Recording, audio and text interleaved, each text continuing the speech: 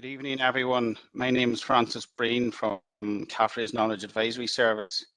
I'm delighted to be chairing tonight's webinar for the Northern Ireland Sheep Programme, which is a collaboration between CAFRE, Dumbia and the Irish Farmers Journal. Tonight's event will feature one of the programme farms, Tynan Abbey in County Armagh, covering the theme, Building a Sustainable Sheep System.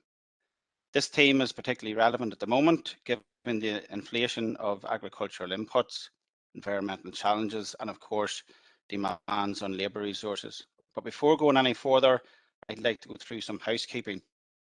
Firstly, everyone's camera is automatically off and you are muted as you join, so you don't need to worry about any background noise. This won't be picked up during the webinar.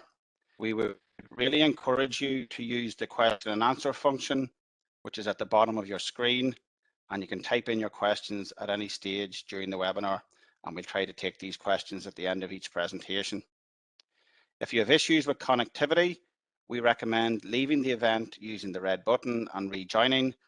We find this often helps resolve any issues. The webinar will be recorded, so it will be available on the CAFRE and Irish Farmers Journal websites after this event. We'll try our best to finish at 9:20. Unfortunately, we don't have the facility on tonight's platform to complete a feedback survey, but feel free to also provide any feedback in the Q&A function, or you can get in touch with Senan White, who's the programme advisor, and his contact details are available on the CAFRE website. The Northern Ireland Sheep Programme, as I previously stated, is a partnership between CAFRE, Dumbia and the Irish Farmers Journal, and has now been running for 3 years. Over that period, Senan White from CAFRE has been working intensively with the 9 programme farms located across Northern Ireland with the aim of improving their productivity, profitability and sustainability. And these farms are a mix of lowland, upland and hill farms. Each farm's journey has been communicated weekly and is communicated weekly in the Irish Farmers Journal, led by Darren Carty. We would have liked to host groups onto the programme farms to see at firsthand the improvements made and technologies adopted, but instead, for obvious reasons, over the past 2 years, we have used webinars to maintain our knowledge transfer. And to date, we have had 8 webinars attended by almost 1,500 people.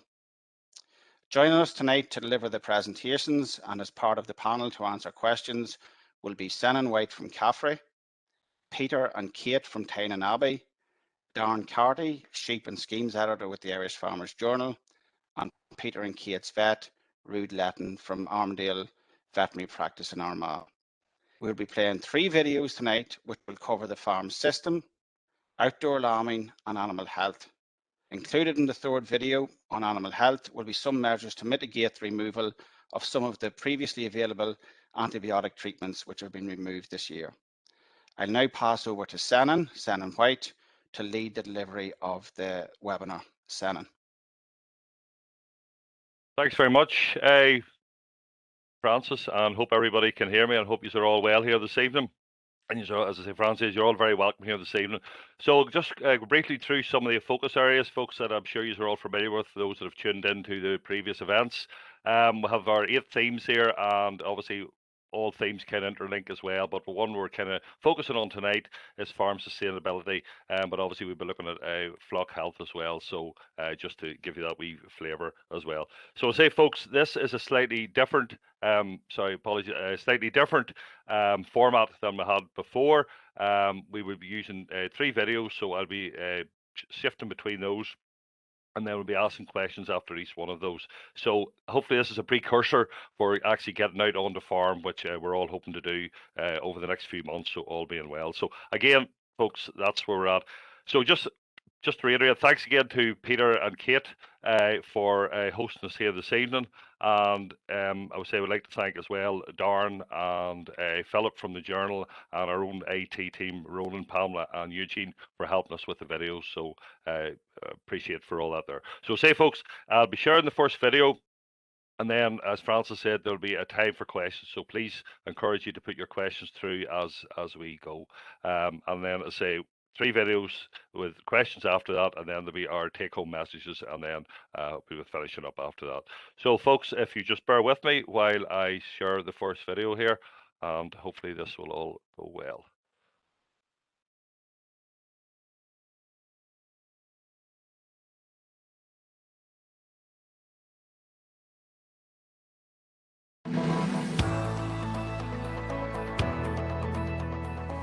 So Kate and Peter, it's great to be back out in farms. We'd obviously love to be here and have a crowd of people around and maybe going around the fields and to, I suppose, really get a sense of what the place is like. But we'll try over the next while to I suppose, to bring the farm to life to people. Maybe tell us a bit about the background to the farm and how long you're farming here. Yeah, the farm's been in Kate's family for several hundred years now, but since about 1940 the farm had been set. The farm itself is about 850 acres. We've 550 acres of grassland, and the rest is woodland, lake, fen, and rough ground. And about 8 years ago, Kate decided to start farming again, and we scratched our heads, and we started with 10 Suffolk ewes and 18 store cattle, and grown it since then. And now we're lambing 520 ewes in April, and we've 100 ewe lambs we're bringing over as hoggets. And we've been building up the cattle as well. So we've 25 suck cows and a herd of Dexters as well. We've 50 Dexter suck cows, and we've finished the Dexters, we sell them on. And so we've about, at the moment, 180 cattle and 650 odd sheep here. It's been a bit of a journey. When we started, the infrastructure here at Tynan was pretty limited. There was no shed space, no fencing, no water. And we started using a lot of the buildings that had been around, maybe built 60 years ago.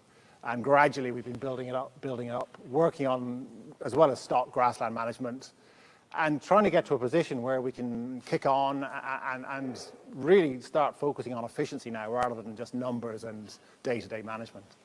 Yeah, I suppose you're probably at a situation where you could take another step and drive on, or that you're in, I suppose, the nice position that you're explaining, that you can now maybe take a step back for a few months and reassess where the farm is going.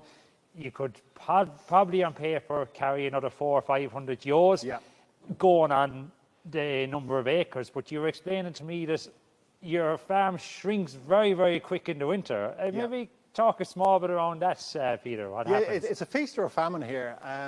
250 acres of that 550 is parkland, which is ASSI. It means technically we're not allowed to try and work with the grassland improvements. So the grass that's there is maybe 60 years old, and that's what we have to work with. We're not allowed to plough or reseed or fertilise, and we've just got to work with what we have. So around the periphery of the farm, where we have improved grassland, we've reseeded about 105 acres in the last 4 or 5 years. And really that's where we're working on our margins and our efficiencies. And really in the future working on rotational grazing, with the ewes and lambs. Also in the winter, we lose about 120 acres. I mean, you've brought the sunshine with you this morning, but in the last few days, we had a giant lake. We could have hosted the swimming at the Olympics here. So our farm shrinks, or Kate's farm shrinks very rapidly in the winter.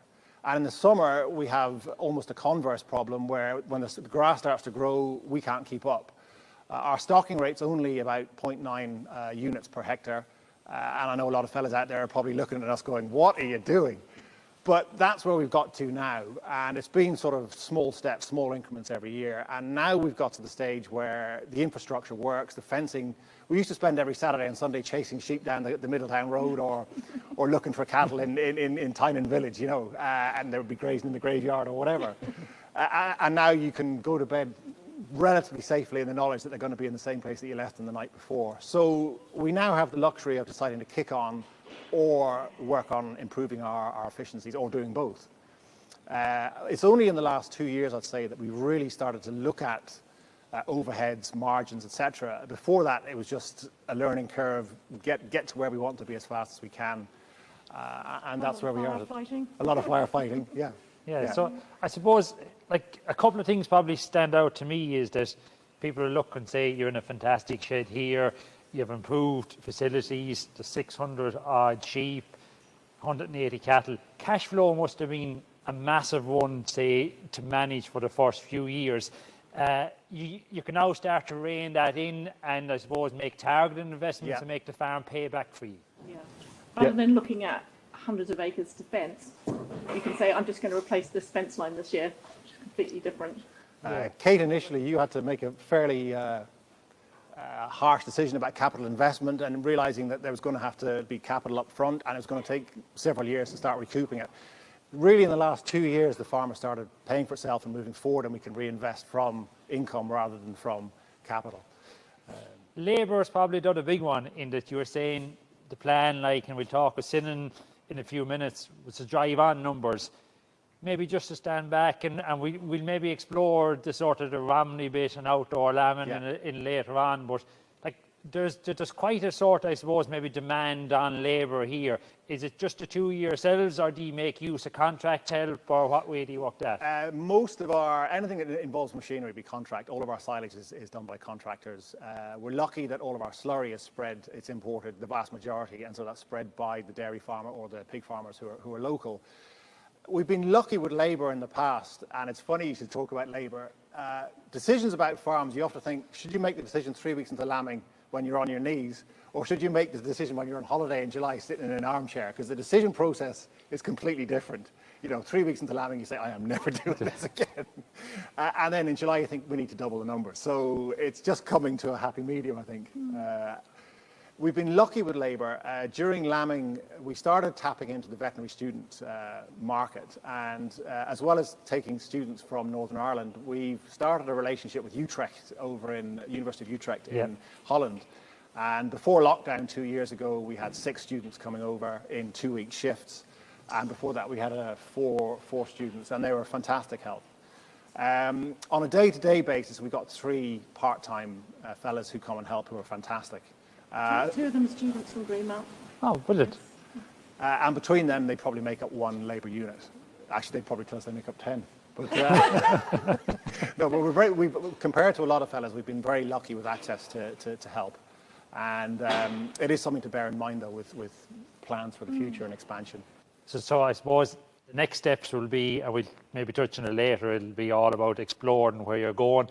But we'll just finish maybe in the first session on this one, is that a lot of people are talking about rising fertiliser costs, rising concentrate costs. Yep. You're probably in a lucky enough position here, and that the farm hasn't been exposed, and that's part of the reason why you're maybe saying, before we jump in numbers, we'll see, is it worth having to increase our fertiliser use, having to increase our concentrate use? But say the slurry that you bring in is probably invaluable, because Absolutely, yeah. it hasn't been prone to the same increase in nutrient cost. Yeah. I think also when we started out here, the average pH of the land was maybe 5.2, 5.3. And as well as the slurry, it's been lime application that's really helped us over the years. We started off with a big hit about 2014. I think we put about 400 or 500 tons out, and 3 years ago another 200, and last year 50. And now, as well as the slurry application bringing the P's and K's up, our pHs are now coming to a point where the grass is self-sustaining, if you like. Going back to the concentrates, what we're trying to do this year is, although prices have gone up 25%, what I'm aiming to do is to feed 25% less. So basically our bottom line is the same as last year. What we've tried to do, and we didn't do last year, is separate our pens by scanning date. We fed about 36 kilos a ewe last year on average. Now, we were lambing in February and March, and therefore we were feeding them in the paddock as well. But where I noticed we were spending a lot of money was, take this pen, for example. She may lamb tomorrow, and the one at the back may lamb in 3 weeks, but she's still on 0.8 or a kilo of meal every day. So I'm trying to reduce that wastage by getting much more distinct pens of ewes according to lambing date. And I think between that and the fact that we're lambing in April and taking a gamble on a good spring, I'm hoping that our concentrate cost will be 25% less. That's the target anyway. Okay, maybe that's a good point maybe to hold it, and we'll come back into lambing, because there's been significant changes for the farm. And while you're saying you're doing things well, we'll bring in Sinan maybe and see, are you actually hitting all your key milestones? Absolutely. Sinan, we've heard from Kate and Peter that I suppose there's been a lot of change here over the last 8 years. You've been dealing with them now for 2 years in the programme. And I suppose the real importance, or the real, I suppose, maybe to drive things home in somebody's mind about where they want to get to a picture, is a 3 and 5 year farm plan.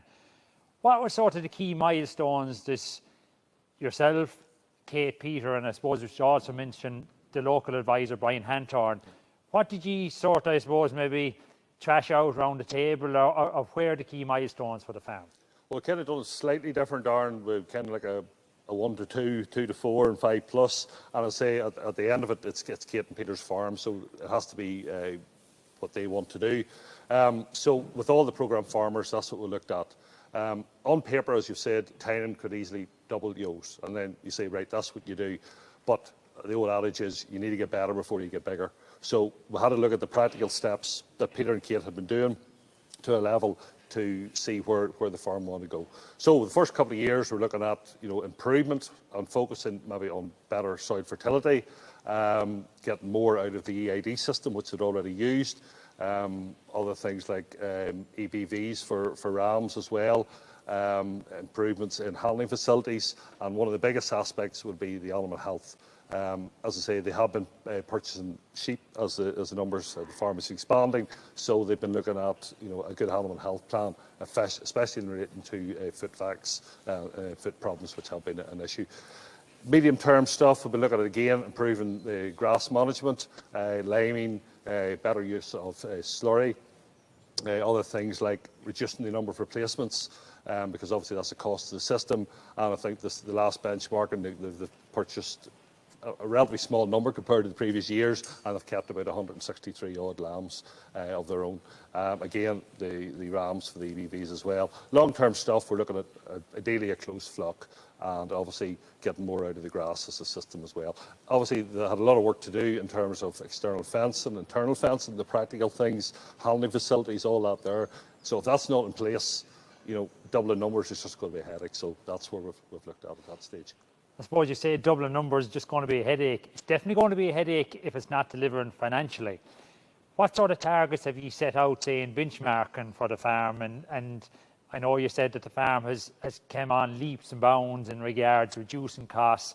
Maybe take us through that quickly, maybe. Well, I would say we've just compared the initial benchmarking figures for 2021 are just fresh off the page. They've gone from compared to 2020, about 134 to 150 pound a ewe. Gross margin from about 77 to 110. Per hectare basis, about 430 to about 580. Very, very impressive growth.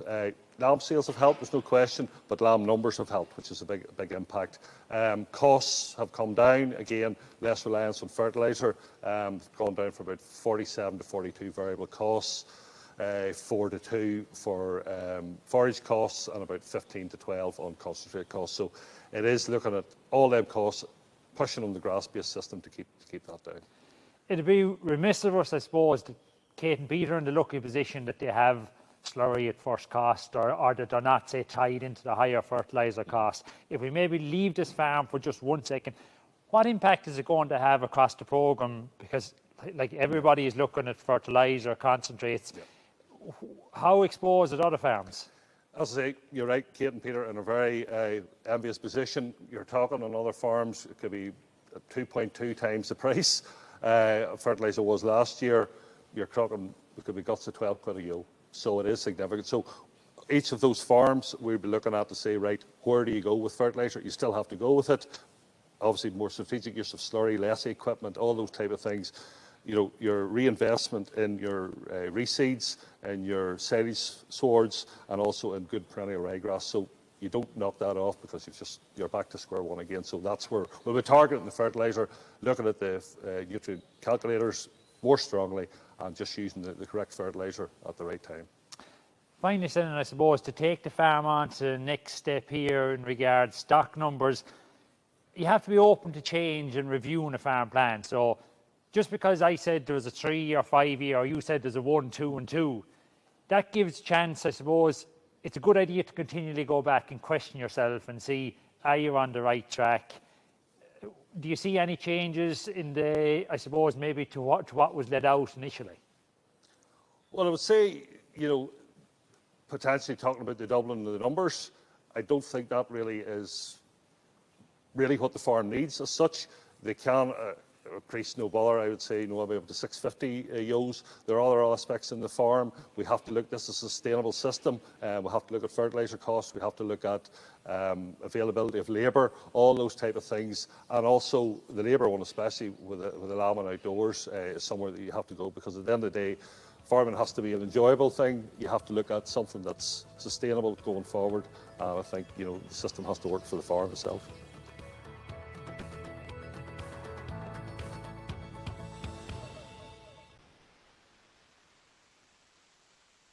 Okay, that's the end of the first of the 3 videos. So that gives us an opportunity to ask some questions of the panelists here before we go on to the second video. Thanks for sending in all the questions to date, and they're mainly coming here for Peter and Kate. If I maybe start with Peter or Kate, the first question here is around soil fertility, and it says, soil fertility appears to have improved significantly. What has the lambing programme been? And around slurry, how much slurry has been applied and at what stages of the year, Peter or Kate?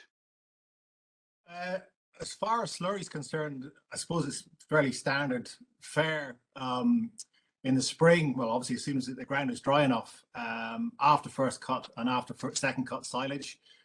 And then obviously in the autumn, when we're trying to close off paddocks to try and get as much slurry within reason onto those paddocks.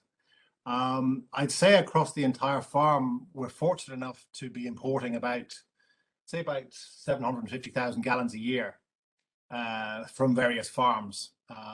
We don't produce enough slurry on our own to obviously cover the sort of the acreage that's here. From a lime perspective, you're never really done. We'll be actually soil testing again this week. And I think I mentioned on the video there, we've come up from about 5.2, and now our fields are between 5.9, 6.3. There's a little bit of work to do in some of the fields, so I'd say we'll be putting out another probably maybe 60, 70 tons instead of fertilizer this spring. It's probably a more cost-effective use of resources. Okay. We have another question here. Does the farm capitalise on the benefits of mixed grazing? I know you've got beef cattle there, you highlighted too. Yeah. We do have mixed grazing. We don't run the 2 systems separately, but to be honest with you, we're not far enough through the curve in terms of rotational grazing and using our grass to its best effect. We are understocked in the summer, so for a lot of farms out there who are trying to use that mixed grazing to maximize the return from their land, we're probably not doing it, to be honest, as effectively as we could, and it's something we need to work on as our grassland management improves. Okay, and maybe we'll get one more here, Peter. What's the drafting policy for lambs? Start weighing after weaning, and then we start weigh every 2 weeks. This year, just because of the way the market went, we probably sold more lambs as stores than we did actually to the factory. I think we ended up selling about 300 lambs come September. They just weren't making the weights to kill out at 21 kilos. I think a lot of farmers out there, late July, August, lambs just stopped growing. They just did not put weight on, no matter what you did. And we realized we were getting a backlog of lambs coming through. So although we were weighing every 2 weeks, we did end up sending quite a lot off of stores as opposed to the factory. Okay, Peter. And one here for Senan. Let me see. What's the main cost, Senan, across the farms, and the greatest area where improvements can be made? And I suppose the other one tied in with that. How's the financial performance going to look across the farms in general in 2021, and what is going to be the impact of this rising cost of fertilizer and feed on the financial performance in 2022? There's a real few questions there. Generally, yes, the benchmarking is hopefully be reported now in the next couple of weeks. From initial looking through, has been positive across the farms. Gross margins have increased. No doubt, yeah, prices have helped that, Francis. Would be, remiss to say it wouldn't, but the big help has been increased performance on the farms, actually more numbers coming out, and that's a result of improved animal health, improved grazing facilities, lowering costs. So yes, generally positive across the board there. Meal probably again, I think, Francis, would be the biggest issue across the farms. I think that's it'll be a same old story. However, that is the area that we're looking most at. And I spoke to in the videos as well. Improve grass quality, improve silage quality, to reduce that the meal bill over the winter period. So that's one of the bigger areas. Yes, there are areas with higher veterinary costs, and that's what we're looking at with vaccination policies and stuff to look at that as well. Fertilizer going forward, meal going forward, big question, out of our control. So things like greater looking into soil fertility this year. And as Kate and Peter are looking at, lime will be the most important one that we'll be adding this year. So, and again, more strategic use of fertilizer where it's needed. Okay. Shannon, maybe we have enough questions at this stage for video 1. We're going to go to video 2 now, which is concentrating around outdoor lambing. I think, Shannon, you're going to take that forward. Okay, thank you.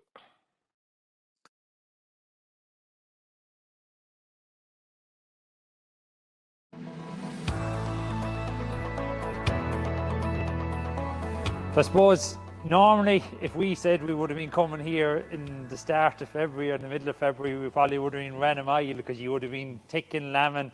Big changes on the farm. You've gone from, I suppose, very early, very intensive system to now lambing in April. Why, or tell us, I suppose, your reasoning? I think traditionally we've lambed twice, maybe once in January, February, once in March, April. And to be honest with you, we were sick of lambing twice. But the other one was the grass is quite slow to come here in the spring, and we're trying to reduce our concentrate costs, like I was mentioning earlier. And we just thought if we can lamb in April, get them onto that spring grass, turn them out, leave them on a grass-fed system, and that's it. The other one is because we've condensed everything, there just isn't room in the shed. We're not due for another 5 weeks, and not all the ewes are in. So they're not quite as condensed as they will be. There may be 2 or 3 more to a pen. All the singles are still out, and they're going to stay out for another 3-4 weeks on silage, and then we'll bring them in a week before the first ones are due. So it takes the pressure off the house. The singles will be grand out, so long as we keep the silage going to them. And one of the things we've been trying to focus on is improved quality of silage. This year, we've managed to get an ME of 11.2, which should again reduce the input in terms of concentrates. So we're 5 weeks off the first ones lambing. We haven't actually started giving them concentrates yet. Maybe a year ago, they would already be on it. So already we're hoping to start making those little input savings on the meal costs. That's something, I suppose, moving back to lambing date so far, to be a fear, or if I was looking on a paper, I'd say, how are you going to graze the amount of grass that you have? But that ties in with your plan on silage quality. Yep. You're going to target maybe May cut? Yeah, May cut, we've been trying to pull our first cut forward, trying to get it in line with more of the dairy farmers to get that better quality of leaf. So around about 18th or 20th of May. Now, that might not necessarily be the case this year because potentially we're not going to put any fertiliser out, again, because of the cost of fertiliser. So we might need to leave it an extra 10 days just to give that little bit of growth. We're just going to watch and see what the fertiliser price does in the next month and see what the weather does. We're cutting a larger part of the farm, but as a first cut, get our silage in, that takes that first sort of flush of grass away. Then we're more under control after that. Yeah, I suppose, and it also, quality is hard for you to manage at that stage. If you're getting, Kate, a larger cut, you have nicer quality coming back in for when you probably need it most. Yeah, and again, it's been a learning curve trying to manage our silage quality. I think I was saying to you another time, I hate wet silage, and yet we've been letting it wilt for a little bit too long, losing that energy content and maybe causing a few problems with prolapse with silage that's been too dry. So hopefully this year we've got the balance right between the wilt and the energy content and the benefit to the ewes. Farm, you're saying maybe can handle another 100, 150 ewes handy, but the shed won't do it. So you're looking at Romney ewes and outdoor lambing, but it's not your first rodeo. You tried it 3 or 4 years ago. What went wrong? Or? We lambed them. We lambed the Romneys a little bit later, so maybe it was the last week in April or the first week in May, and they're going to be lambing beginning of April. So fingers crossed for good weather in April. Our main problem actually in the last time it was vermin. They were lambing okay. On the whole, they didn't need too much help. It was loss of lambs and ewes to grey crows. The crows were coming to take the eyes of the ewes, and they were taking the umbilical cord off the lamb and going through the belly of the lamb. I suppose you saying that, probably a lot of people are used to thinking maybe they might see 1 or 2 grey crows, and how is it contributing to that? You're talking hundreds, Peter. We because there's so much woodland here, we encounter a number of issues that maybe other farmers don't get. One would be deer eating all our bloody grass, and the other one has been the crows. Might get a flock of 60 crows sitting in the field waiting, and as soon as one got the habit, the rest of them copied. So 2.5 years ago, we went to war on the crows, and we've been trapping them ever since. And now you might only see 5 or 6 at a time knocking around the farm. But one thing's for sure, as soon as the lamb appears, they reappear. Within that time, I guess the numbers of... Knocking on 300, we've killed about 300 crows. If they'd been allowed to breed, there's so much woodland around here, they would have stayed. And we would have had a serious problem. So the letterbox trap that we have, that'll come with them, with the ewes to the field. And as the crows are pulled in, we'll keep trapping them in the trap and hope for the best. Okay. The Romneys, what do you expect them to deliver? Or maybe I'll ask the question differently. What do they need to do to prove their worth to, if we come back here in 5 years' time, them to be fighting to be the main flock of sheep here? That's a little problem. There'll be the odd one where we have to help, and our field system, our setup at the moment isn't ideal. We don't have a small 2-acre, 3-acre paddock system. So when we have to catch one, it's a pain to try to track her down without disturbing the other ewes. The other problem with lambing outdoors is knowing when to go and catch the lambs, to ring them or number them, or whether just to leave them alone. The Romneys tend to be a little bit flighty, and might be better just to leave them for a few days before going near them.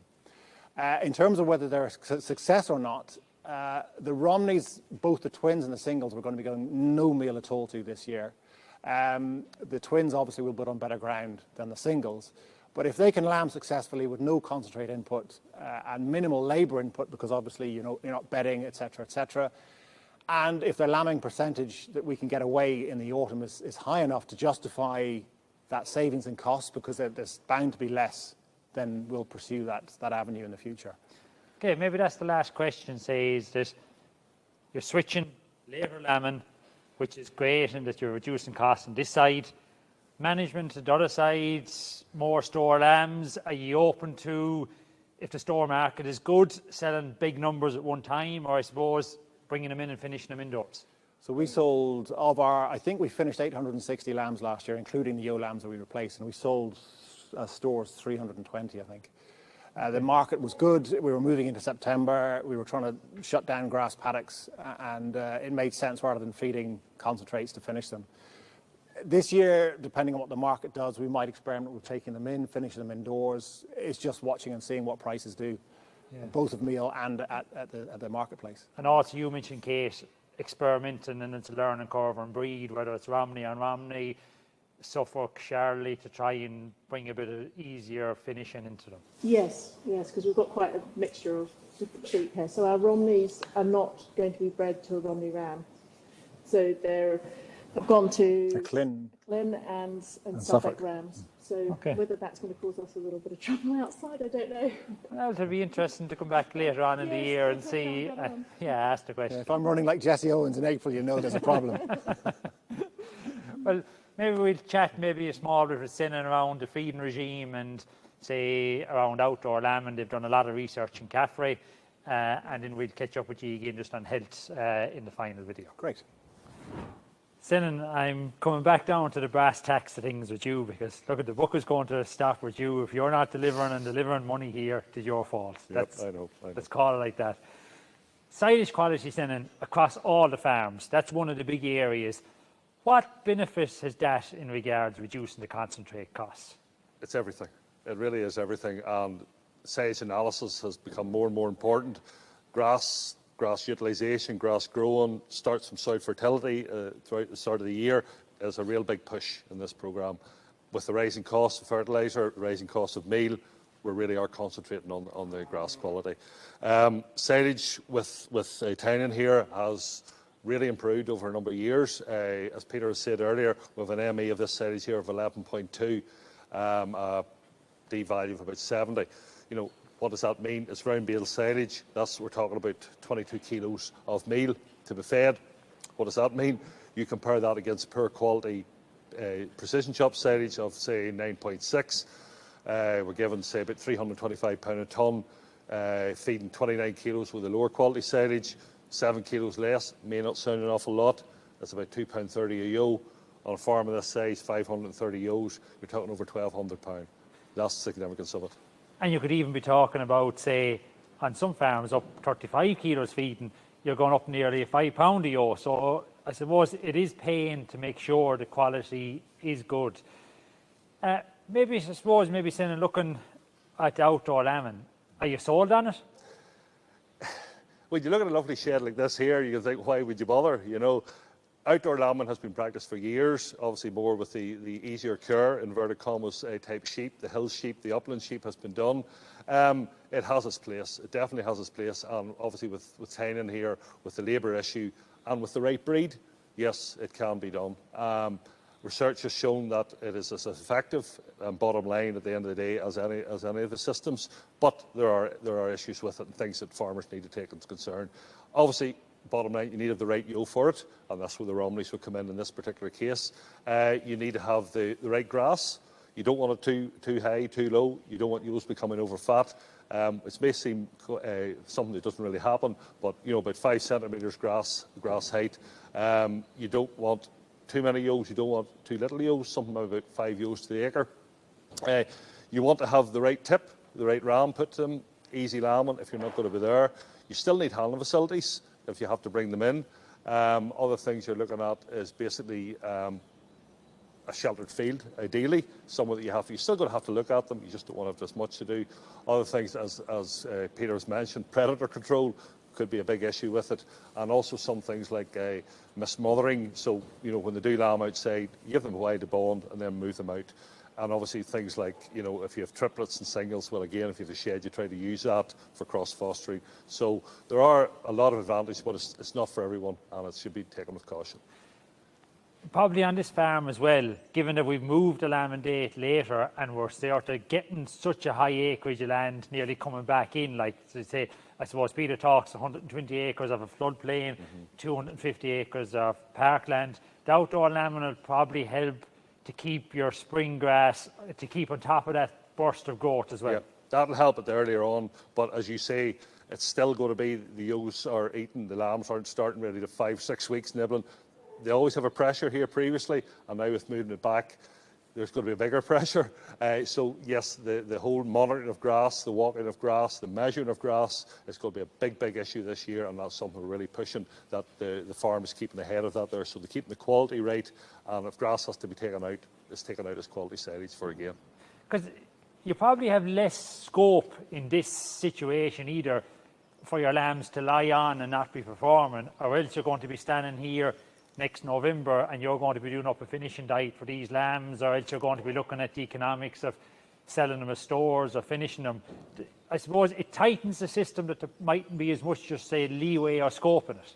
It definitely does. That later lambing, it may not seem an awful lot, but you're pushing everything back, and it's fine. As Peter said, store prices good at the end of last year and the previous year, that's fine. If a drop in the market, they're going to be left with a load of lambs and the cost. So it has its advantages, but you have to really look at grass quality and what grass is out there. So they need to get in early and get that good grass into them to get that growth when the grass is growing well. Okay, well, hopefully all, I suppose, things align, and that if Everton does, them lambs could be further on than a March lamb that's out hiding under a bush somewhere. Exactly, like you're looking at, and again, that's where Peter and Kate come in with the EID system, the closer monitoring. You want to know that your lambs are doing X amount a day, whatever your targets are. So yes, grass is the cheapest source of food. That's what we want to get them into. We want to keep our costs down, and if we can keep that going, keep on top of costs, keep on top of growth, yes, there's no reason why the margin shouldn't be improved. Oh, well, hopefully so. Hope so.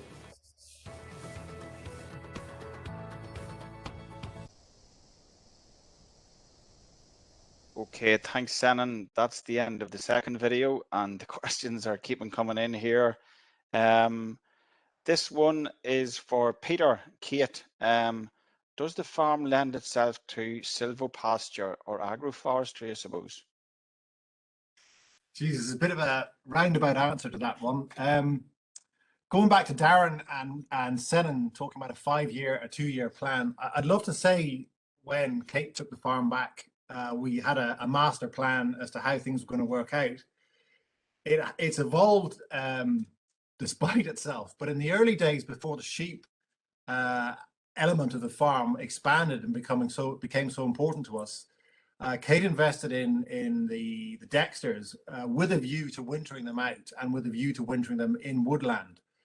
From a sustainability point of view, really, in the future, that probably is the only way to go. The dexter steer will only kill out at about 200 kilos, and to get your figures right, that labor input of keeping them in over the winter isn't justified. What happened was originally we did winter them out on rougher ground, and then as the sheep numbers grew, we had to save more and more grass for the sheep, and we brought the dexters in.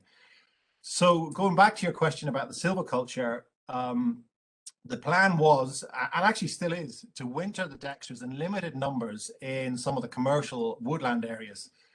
The problems that we encountered there are A, fencing, and B, getting access to the woodland to provide silage for the dexters. Sod's law says the places that are most suitable are the least accessible. And to be brutally honest, over the last few years, with Senan and Darren kicking us up the arse over the sheep, we've ignored the dexters. So it's something we need to look at in the future, but there's a great opportunity to use that woodland, reduce our overheads, and try and make more of the dexters moving down the sustainable road. Okay, Peter, thanks for that. So that's really one for the future, huh? Another one here. Do you have extra shelter? It says natural EGB. Do you have any artificial shelter to facilitate the outdoor lambing, I suppose? We don't. Again, in an ideal world with outdoor lambing, the smaller the paddock, the easier it is to deal with problems. Where we're going to be lambing them this year is close to the farm, or close to the main sheds, but it's in parkland. There's a lot of mature trees, a lot of shelter in roots, stumps, etc., fallen branches. So there's a lot of natural shelter, which the Romneys, they just zone in on it like a missile. The drawback to that is that when you have a problem and there's a ewe standing there with a head sticking out and no feet, trying to catch her is a nightmare. But we're blessed with the fact that we don't actually need to provide shelter. We have natural shelter anyway. Okay, we'll take 2 more, I think, before the next video. There's one here around grey crows, yes, which you mentioned. Were Kate and Peter having any problems with lambs a few days of age that were released outdoors, or was it just with the ewes lambing outdoors? It was I'd say 85% ewes lambing outdoors. Those lambs in the first few hours, and the ewes as well, losing eyes when they were down. We did lose a few lambs, maybe 48 hours old, who lost their eyes as well. The crows were waiting for them to go to sleep, and then they come and take the eyes. But the majority of the lambs were fresh, like maybe less than an hour old. Okay, and just one final one before we move to the next video. You've talked about Romney on Romney, and maybe this one's for Darren, but it actually is addressed to Darren. There seems to be an increase in composite breeds being used. What's your experiences, and do they have a role in easier care systems, easier care sheep systems? Darren, if you want to pick up that one. Yeah, sure, Francis. There has been a lot, I suppose, maybe of different breeds coming in, a lot of even breeds coming from hill sheep systems. And look at that, there's, I suppose, nothing new in if we look back at this sort of Leixing mule, greyface, Hilltex, all of them breeds. I suppose the newest one that has come about is the Easy Care, and there's been growing interest in the Easy Care. I suppose the biggest sort of drawback that they have going against them, Francis, is probably their looks, and I think that has been a stumbling block from a lot of farmers, say, in recent years. But I think that there's been more sort of been more work done on them. There's been more experience at farm level. The breed has also developed as well, in that you're looking from, I suppose, a more hill type yaw. This might be 60 to 65 kilos live weight, to there's a couple of breeders in the south, say on good lowland, have yours 75, 80 kilos, even 85 kilos. And I suppose there is a widening gene pool there to sustain that. And there is, I suppose, maybe more information coming around sort of the slaughter performance as well, because that would have been always one, is that fellas might have said, oh, shit, they look like goats. But like, you can have an opinion on anything until you put it to the test. And there is, I suppose, more information coming now on that. And I think that you will see that breed. It won't be a big jump, but I think you'll see it slowly starting to grow. Particularly look at Francis as well. If wool prices stays where it is, and if it's hard to get shearers in the future, if labour is an issue, all them type of things, I think you'll see probably more of that. And look, we'll probably see more of the composite breeding side, even around the sire side as well. Look, we see Caffrey even using the likes of meat link rams. There's a couple of farmers in the program using it. There's, I don't know how many different names of rams now, from Chartex to Millennium Blue to every different type. And I think that that's something that's probably here to stay. The one thing I'd say with any of them composites, with any of them crosses, is that not for the farmer purchasing, that it's not, I suppose, to get duped into a sell employ, that them animals still need to have figures. There's a massive industry issue with regards EBVs, but if you're not starting off with a good yo and a good ram, well, then you can call it whatever name in the world you want. It's not the breed that you want to be. And I think it gets back to figures the whole time. I even see the Easy Cares now are involved in the Sheep Ireland system. I think there's a few flocks in Northern Ireland as well that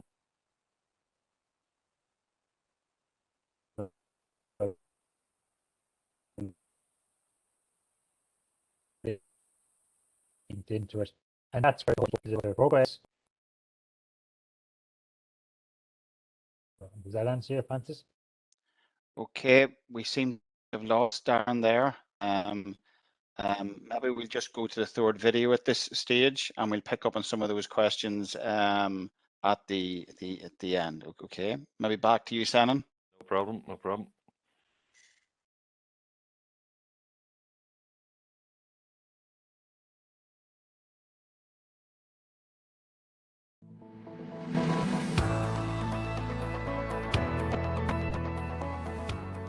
So we've seen quite a bit, so we have so far. We've talked, I suppose, a bit about the system, what your plans are going forward.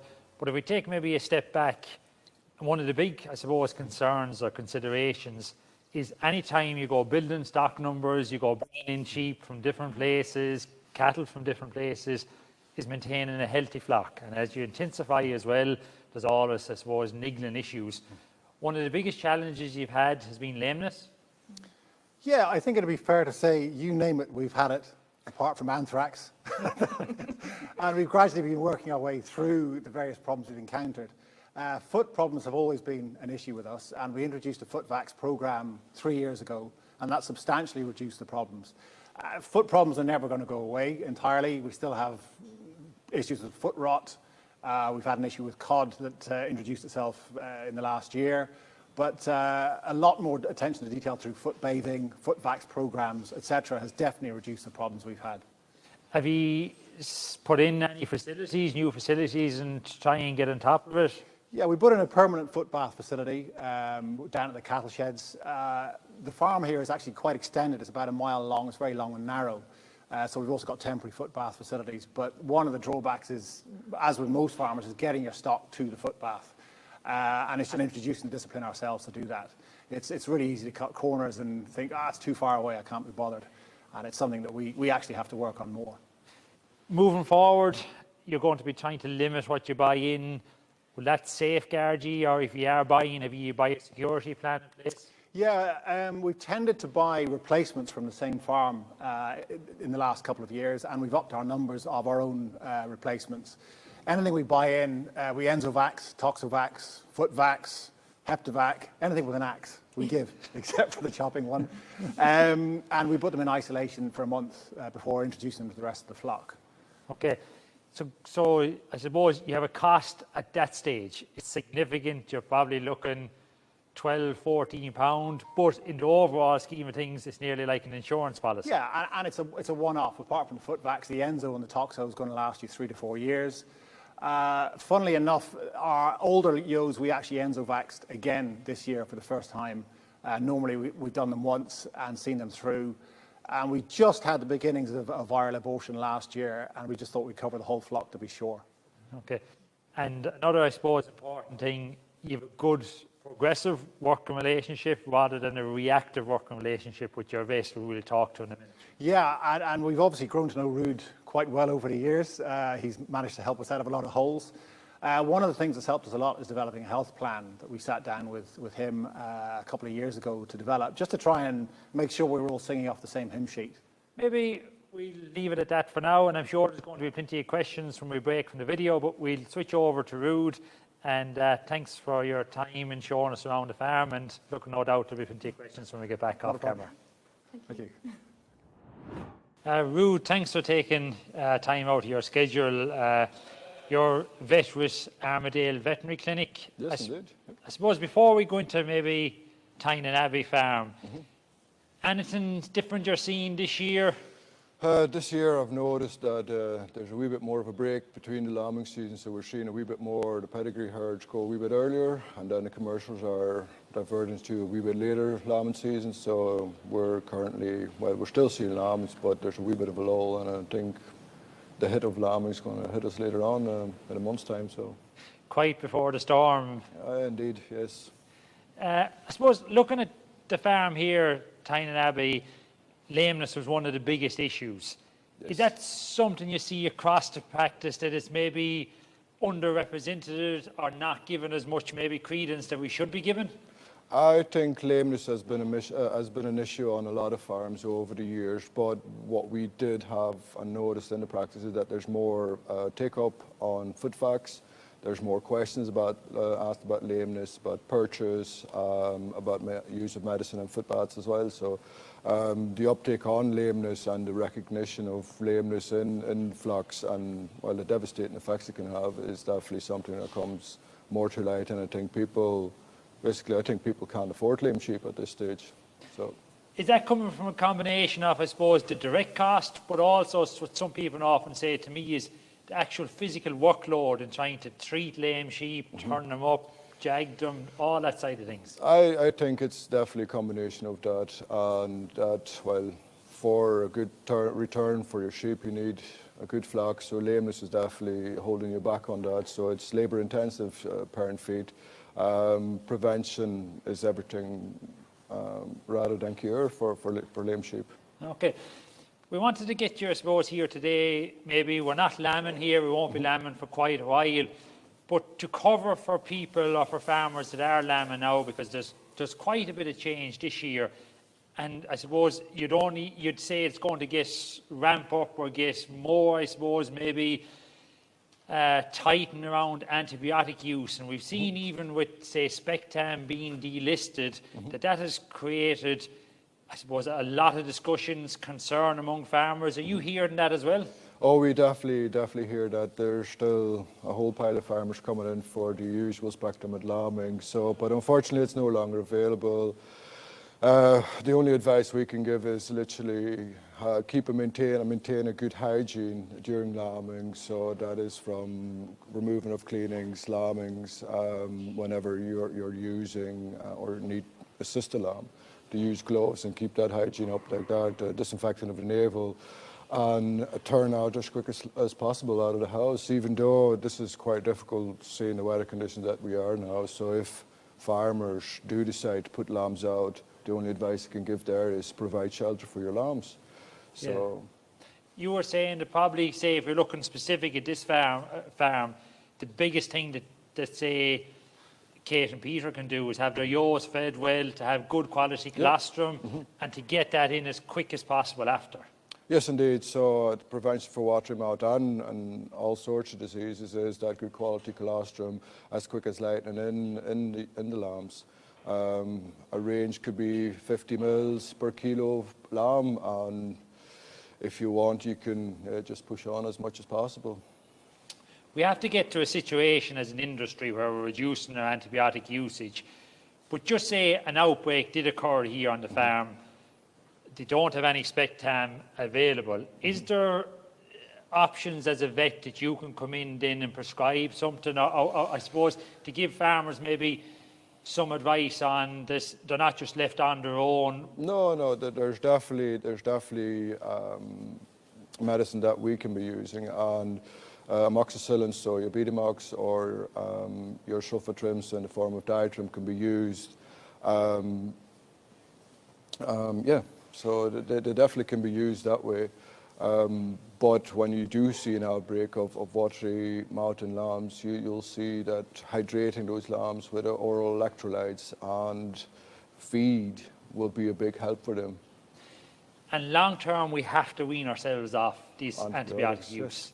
Like, you probably are hearing it, I suppose, coming down the road from research, from Brussels, from everywhere, is this right across global enterprises. We need to, I suppose, maybe get back or maybe reduce antibiotic usage. Sheep systems overall aren't bad, but there is them few areas like watery mouth, lameness, any other big issues that sheep farmers need to, I suppose, maybe hone in on? I think mastitis would be definitely one of those as well. So yeah, if a ewe has mastitis, first reaction is grab to the bottle and inject. But I think yet again, hygiene and dryness and for your fields and just do maintenance for that. Paying attention whenever the ewes are dried off for summer mastitis. So yeah. So it all comes as a part of management to reduce the use of antibiotics. We're here, I suppose, a week before the webinar takes place. A lot can change in a week, as we've seen. In 10 days, we've had 3 storms. Indeed. Half of Tynan has been underwater. What advice, and I know there isn't much maybe advice that can be given, but what steps can farmers take that are forced now, maybe keeping ewes and lambs indoors for longer, or having to let ewes and lambs, because at some stage a pressure point comes where you just have to relieve the pressure? If ewes are going to come in the house, it's try to keep and maintain the dryness of the bedding and try to keep it that way, that you don't have wet spots in the house or drinkers that are leaking. Those can be sources of infections start to come up for you. If the pressure's on and ewes do need to go outside, try, well, I know it's hard, but try to maintain dry fields. Even though it's raining all day, it's not going to be easy. But the main thing for your lambs there is shelter. Like we've advised sometimes the blue barrels cut in half, just thrown around in the field. Sometimes provide excellent shelter for lambs. Okay. I'll finish on this one, Ruth, and a scenario where sheep farmers need to get better on, and I'm criticising myself there as well, is around planning and prior planning. Like, a lot can be, I suppose, maybe performance enhanced in the sheep system. We can cut out a lot of the niggling issues by sitting down with your vet or sitting down with your advisor, or even sitting down yourself and writing down and recording where my problems are and how they can be solved.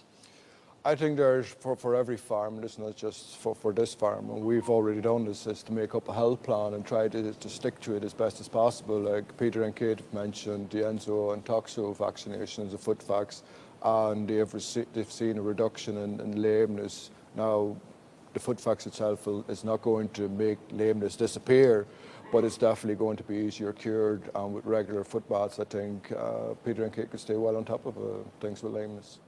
Okay, well, Ruth, thanks very much, and we might catch up with you as the year goes on to see what issues that are cropping up, and maybe have a look long term down along the line around aftercare of lambs, or say managing the ewes well in advance of lambing. There isn't much we can do at this stage, but we'll do it.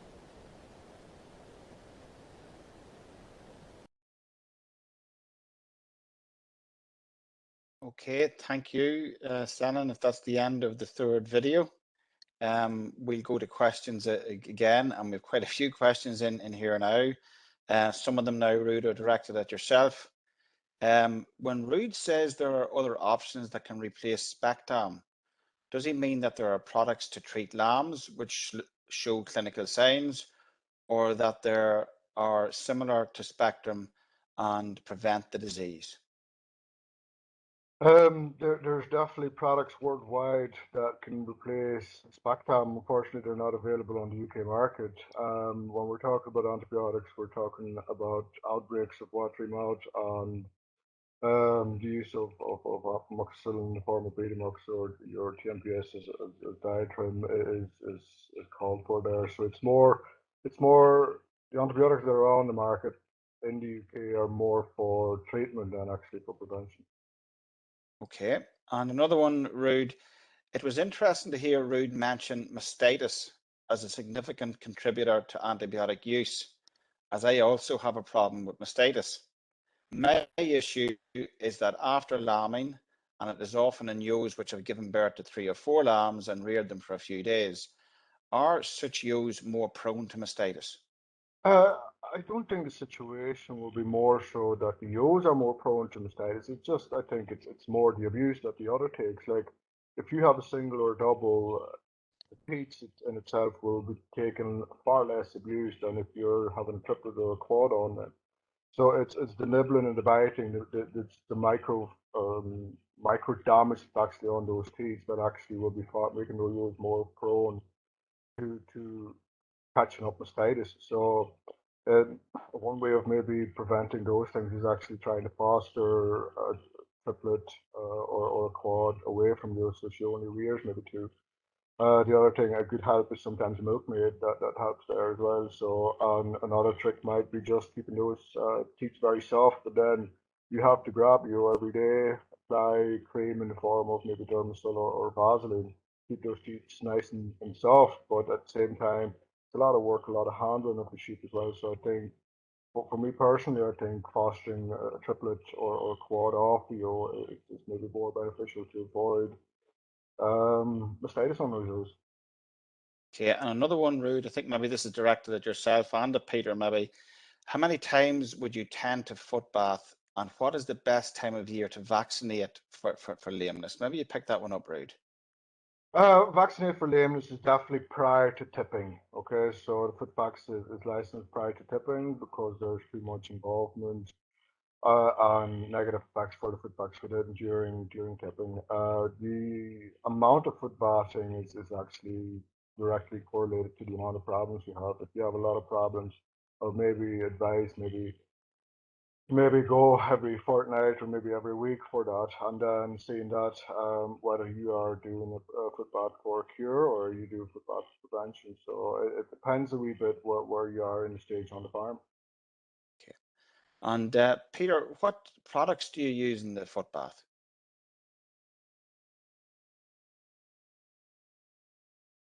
You're on mute, Peter, I think. Sorry about that. We currently use Hoof Shore. I know a lot of fellas use formalin instead. Hoof Shore is a lot more expensive. It tends to work for us, but that's what we use at the moment. Okay. And Peter, it was mentioned there about ewe fertility, and I suppose in terms of the lambing percentage, has that increased over this past number of years?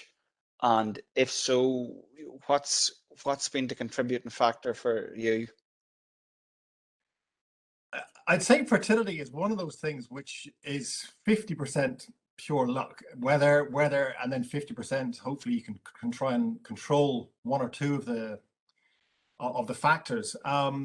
We scanned across all the breeds in our flock this year. The average scan was 1.98. Last year it was about 1.84. The year before was 1.74, and the year before that was 1.7. So I think for everybody, the condition of the ewes going into the autumn in the last 2 years has been great. You know, there's been plenty of grass, they've been carrying plenty of cover.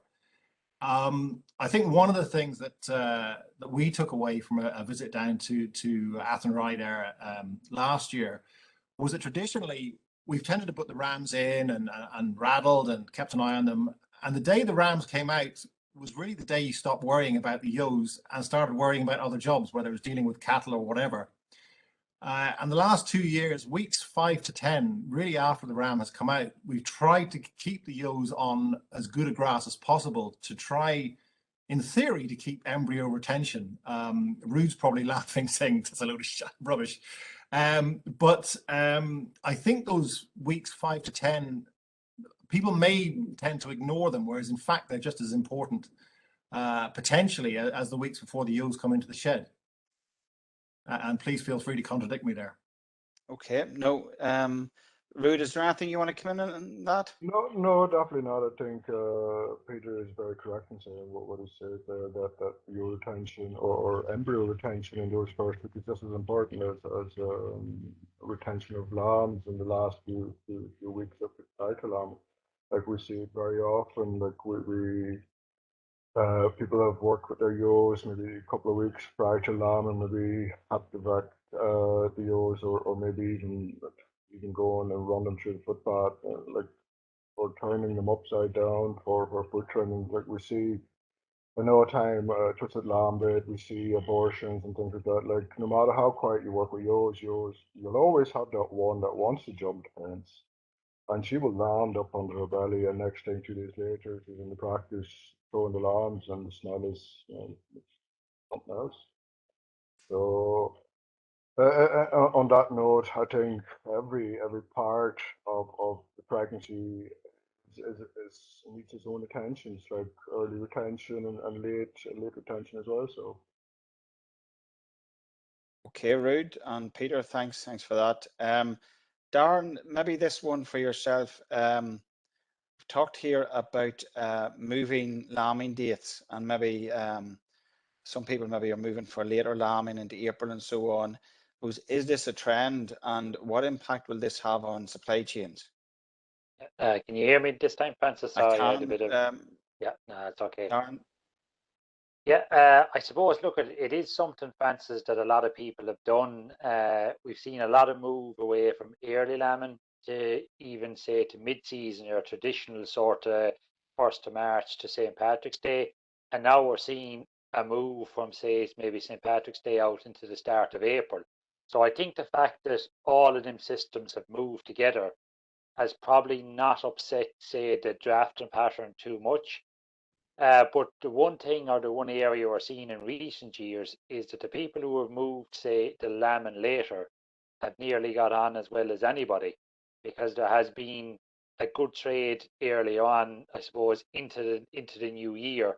And whether that be selling stores or finishing lambs from November onwards, they haven't done too bad, given that they haven't had the same cost basis either.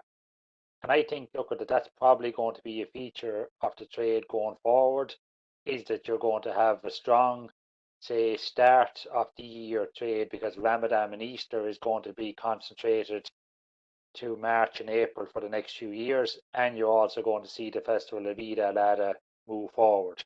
But it has to suit the system. Like it suits Peter and Kate, but I wouldn't be moving, say, too far back if you haven't to wear it all or have enough stock to graze grass in May, because you'll end up just having a lot of store lambs at the back end of the year that you probably won't have finished. And I suppose, and I was teased out earlier, maybe a little, Darren, later lambing, you assume maybe less meal, you're lambing them outdoors. It was touched on the high quality silage that's required. Is there a danger that if you don't have that high quality silage that it ends up with a more expensive system? There is, and there's a danger, Francis, that if you don't have good enough management in autumn, you really need to have a system, say, to be either sowing some forage crops to lessen that winter period, or being able to hold sheep over on deferred grazing. Because if it's a thing that you're still housing your ewes in December, if you're very highly stocked or if you're on a wet farm, and you end up then having a 4-month indoor winter period, the cost of that system won't be covered by your later lambing. All you're doing is prolonging the indoor period, adding more costs to the system that'll be harder to get back at the other end. Thanks, Darren.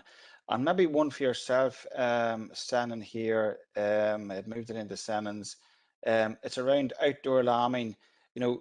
do you have to accept a higher level of mortality in that system? Not necessarily, no. Obviously, you have the issues there with, your vermin that Peter and Kate have been talking about. But I think, as Ruth said there earlier, you have as much issues inside with disease build-up. If you don't have a good hygiene control protocol, indoor lambing could be as big a problem. So, not necessarily. It's having the right for the system. And to say there's plenty of flocks across the world that have been outdoor lambing, and mortality isn't an issue. So no, I wouldn't accept that it would be any worse. It's just it's maybe difficult from going from an indoor system to outdoor system, that if you lose anything, it looks bad. If it was always there, I could maybe save it. But no, I don't think there should be any real difference. But obviously, vermin is an issue. Okay. If I could put in there as well, Senan, the last time we lambed outdoors, watery mouth and joint ill were non-existent. So that was one of the upsides. And maybe just leading on to that, Peter, so the question here, how are triplets managed in the outdoor system? Well, to be honest, we're keeping the triplets in and mealing them. It's only the twins and the singles that we leave out. There's just too many complications with the triplets, lambing them out, or too many potential complications. And obviously the drawback with that is that the opportunity to foster a triplet onto a single basically doesn't exist. We've taken the view this year, I think we've got 80 scanned triplets and we've only got 35 singles, something like that. So between missing a single or getting matching lambs, if we can foster within the shed, we will.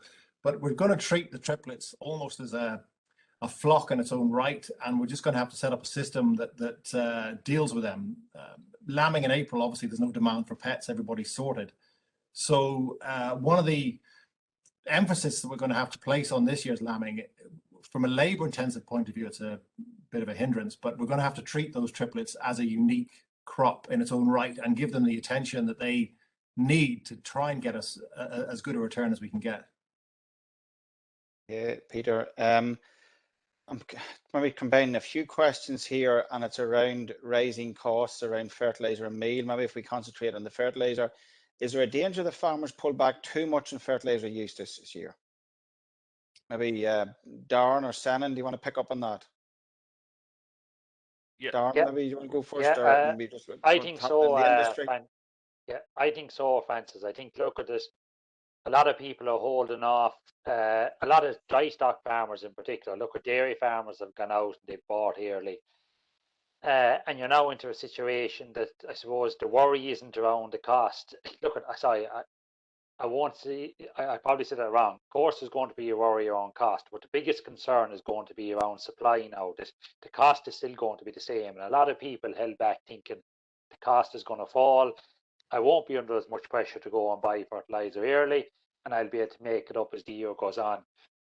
I think now that farmers have to really look, and given, unfortunately, the sad situation we're seeing unfold in Ukraine at the moment, is not to leave themselves totally isolated and to move and to get a percentage of fertilizer that at least they have enough to get the start of the year on track and to get silage sorted for the following year.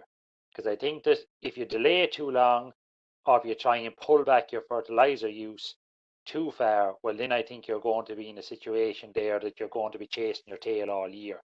And the sort of sweet spot for any of the researchers talking around pulling back nitrogen is that you might possibly be able to pull it back to 80% of where you are. Now that applies to different stocking rates. So if you're a very low user of nitrogen, well then look at, you're not going to need, say, too much. But if you're a high user, you have less scope, I suppose. And if you're stocked at 10, 11, 12 euros per hectare, they're the farmers that won't have as much potential to pull back much nitrogen use, and they will have no option but to go and to buy and to spread the same. And look, at that will be difficult for a system to sustain this year. And I think the message I'd have is for anyone is to weigh up their system, because in such a circumstance, you may be better off trying to move on lower priority stock. Maybe it's a year that even simple things like Peter talked about cross fostering, yours to maybe lose lambs, maybe there you rear your lamb artificially and your yours moved on. Look at, say, the amount of hoggets you're keeping. If you have a surplus, do you maybe reduce back on some of them? Because if it's a case that you need to raise cash flow, that might be one of the areas that you have to try and do it. And what I'd say is, look, talk to your advisor, talk to your merchant, talk to whoever, but talk early, because we can go out and there is, say, I suppose, different cash flow or different loans that are there. Gina, there's a massive difference too in the interest rate you're paying. So I'd say is the message has to be to act sooner rather than later, to try and get your hands on some fertilizer, and to try and do it in a way that leaves your system in the best possible manner for cash flow, but also doesn't isolate it or leave you catching your tail for the year. Okay, Darren, some good messages there in that answer. I'm conscious of time here, and I know Senan wants to maybe give a roundup here on maybe some of the take-home messages before we close. So, Senan, maybe I'll pass back to you at this stage, if that's okay. That's dead on. Thanks very much, Francis.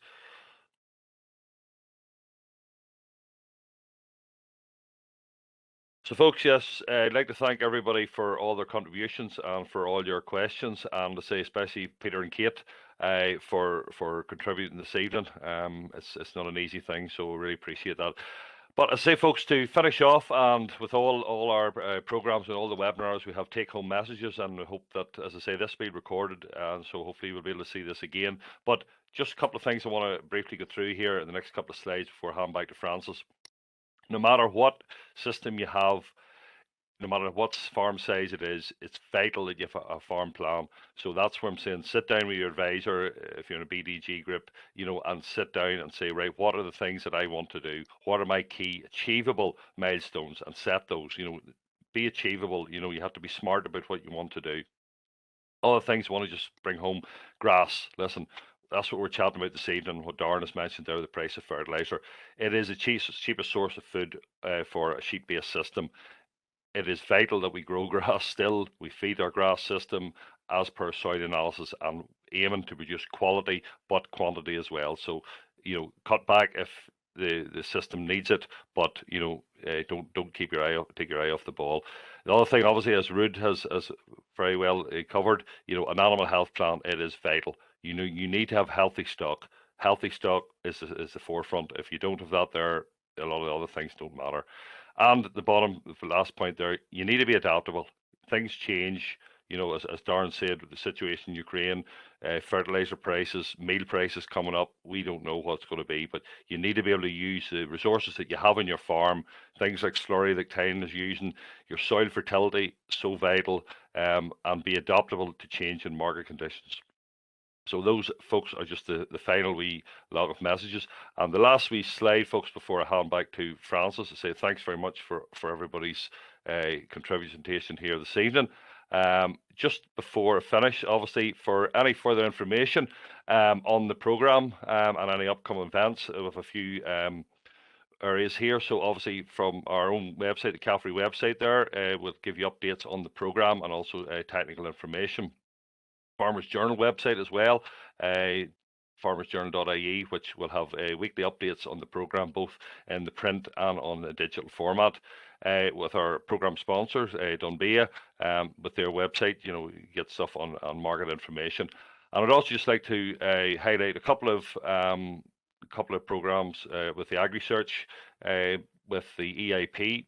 There's a webinar on leather jackets in grassland on the 10th of March. I understand that's at 8 p.m. And they will also have another farm walk at Kew Harbison's on the ARC Zero project on the 27th of April, but further details will be available there. So just thought I would highlight those few systems. So with that there, folks, I'd like to hand back to Francis just to finish up. Okay, Senan, thanks for that. And I know another event which Peter would like to be highlighted here as well is, I know the National Sheep Association are holding an event at Tynan Abbey in summer 2023. I don't think we have a date for that yet, but with the surroundings and the farm and so on, that promises to be a very good event. So yes, we're coming to the end of this webinar. I hope you find it informative.